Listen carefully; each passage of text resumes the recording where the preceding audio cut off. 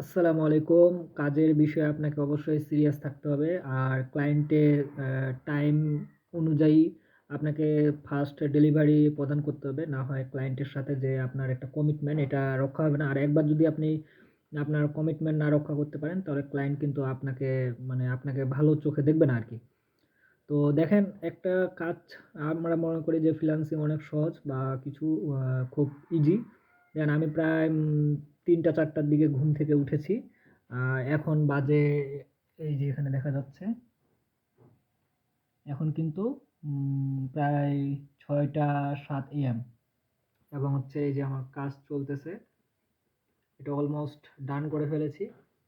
তো এটা আপনি দেখতে পাচ্ছেন। তো এখানে হচ্ছে বিষয় যে হচ্ছে আপনি কতটা সিরিয়াস আপনার কাজগুলো করছেন। আর ফ্রিল্যান্সিং এতটা সহজও না যে আপনি চাইলেই যে কেউ করতে পারবে। এত ভোরে কেউ ঘুম থেকে উঠবে, হ্যাঁ?